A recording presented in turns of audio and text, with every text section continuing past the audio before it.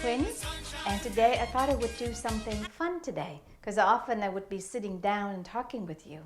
Today I'd like to share with you what are some of the things I use every day as a blind therapist as well as a blind person. And I cannot talk about the things that I use without talking about my wonderful dog, Essie. And she is my guide dog as well as my therapy dog. So let me show you. So when clients come here, sometimes I would have her sit on the couch with the client. And it doesn't happen very often, especially now with COVID. But Essie, come up here, come up here. But sometimes this is how she would sit with them. Isn't she cute? Yes. And so it helps the clients to relax and feel comfortable, getting into low brain frequency for them, really great. And what happens if clients are not into dogs? Then I would get her to be on the bed. This is her doggy bed. Essie, go to bed, go to bed, lie down. There you go, lie down, Essie, lie down. And she would be there, very calm and very good dog. And so when I'm doing hypnotherapy, paying attention to clients, she would be very still. And, you know, there have been a few times after the client has come to this office, 2 or 3 times, didn't even realize there was a dog in there, in here, I mean. Now, sometimes, though, when I do hypnotherapy, Essie would start to dream, like, and so I would incorporate the sound and say, you know, as you hear the dogs dreaming, this reminds you of how how simple and happy life can be. And so that's how Essie is. Now, sometimes some of my clients bring in their own dogs, and I don't want it to be distracting for us. So what do? I open this big closet and I put Essie in here. And as she comes, I gotta close the closet before she goes out. So like this, and Essie stay in there, and she would stay in there, very quiet, and often the other dogs would just be fine. Okay, now I'd like to show you how I use the Mac. You notice how the screen is blank because I don't need the screen. So I turn off the screen, also saving battery. And if I have confidential information and I don't want people to see, then this is also great as well. So I open email.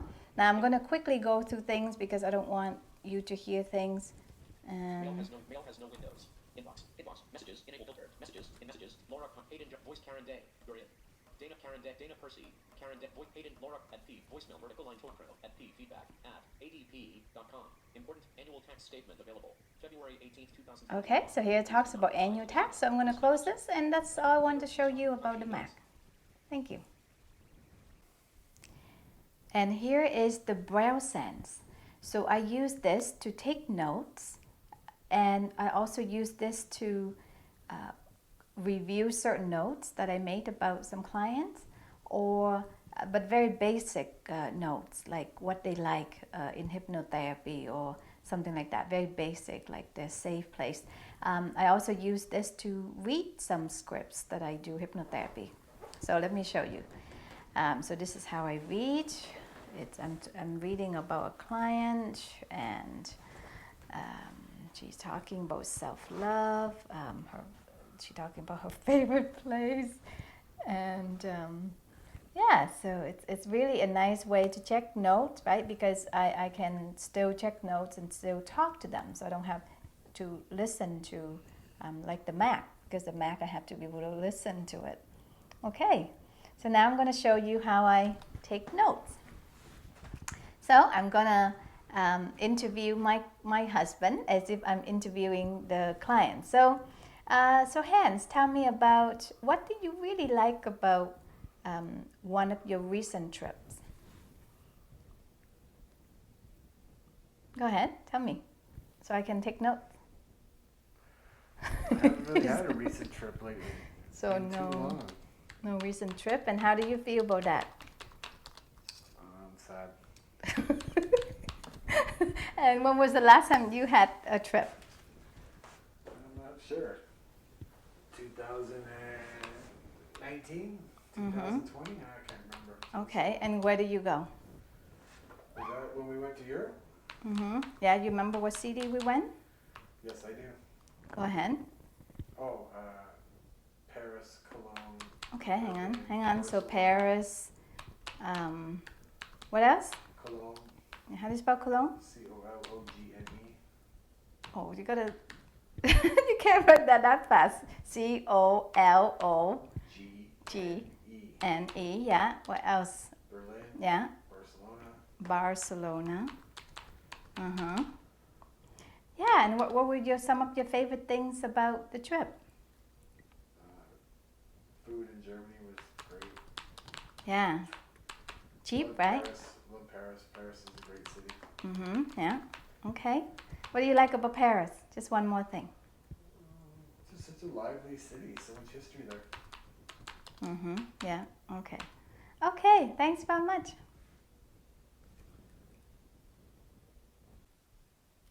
Now I would like to show you from the perspective of my client. So when I do EMDR, because I cannot wave my hand in front of people's eyes, so I'm holding these pods that would vibrate the left hand and the right, the left hand and the right hand, left hand and right hand. So what it does is that it stimulates, it creates bilateral stimulation in the brain. So I'm not going to explain that, but that's what it does. And so then I would have the client recline back, nice, okay. And they get to close their eyes, hearing some calming, relaxing music while these pods would vibrate. And so often when they do therapy with me, whether it be with EMDR or with hypnotherapy, a lot of time they would close their eyes. So they don't need to see me, I don't need to see them. And it really allows them to go inside themselves, to look within themselves and not be distracted by the therapist. And it's just meant to be. You know, I've been in this office for 4 years. When I first moved into this office, my boss, Melanie, asked me what furniture would I like. And at the time, I wasn't trained in EMDR or hypnotherapy yet. I told her, could I please have either a couch or a recliner, because I really like the idea of clients lying back and relaxing and letting their guard down. But Melanie decided to give me both, so that was really nice. And a year later or so, then I received training in EMDR and hypnotherapy.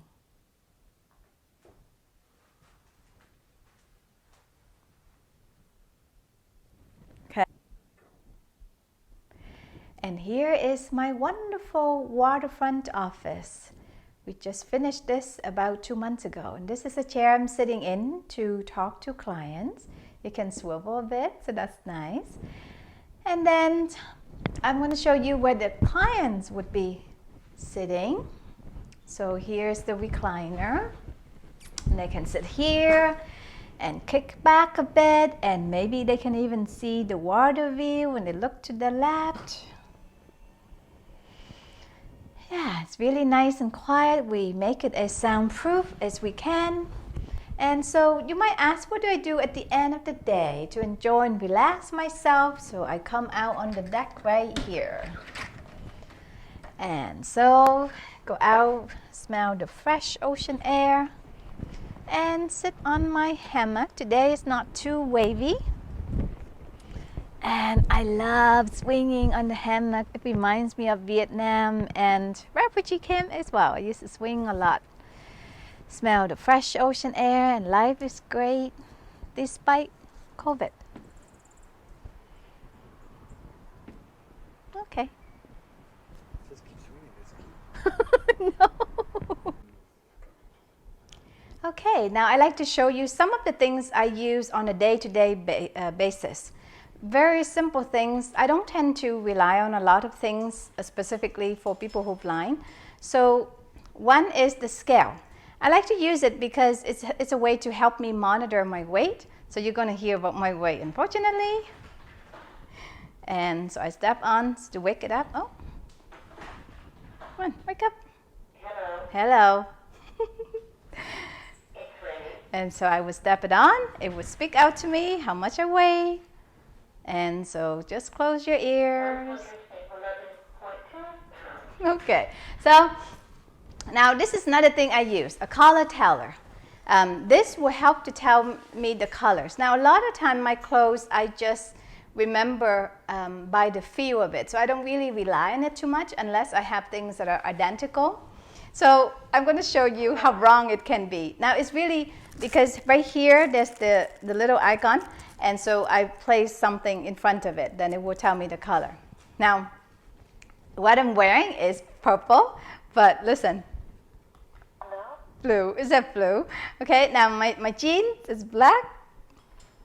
Black. Now this bag, we'll see what it say. Light blue, turquoise.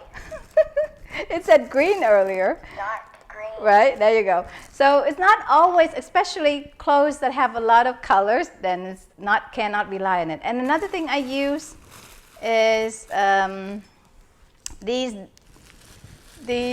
dots. These dots are great for marking. You know how certain screens that don't have buttons, they're great for sighted people, but they're terrible for people who are blind. So I would use these dots. They're sticky dots, and I would stick on them. So some dots are smaller, so they're easier. Like say things like microwave or oven or things like that, or even a thermostat, I would mark these dots to be able to tell. Oh, and lastly, this is my Braille watch. So some people who are blind, they use talking watch. And so in meetings, if you check out, it would say, it's 5 p.m. So it's really loud, so that's not very polite. So I like to use the Braille watch. And you don't need to know Braille to use it. So I lift up the thing, and here are the dots. So right now it is 2:20. Right, Hans? You are correct. Thank you. So that's it for today, and thanks for tuning in. I'm just showing you what it's like to be blind. Where are you, Hans? I feel like Here, I'm staring at your number 2 hammock. Okay.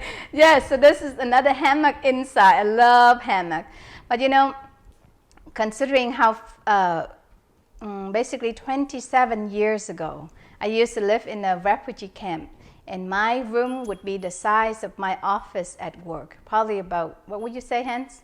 200 square feet, that office? Yeah? Well, probably even smaller than that. And that would be 5 people living in there.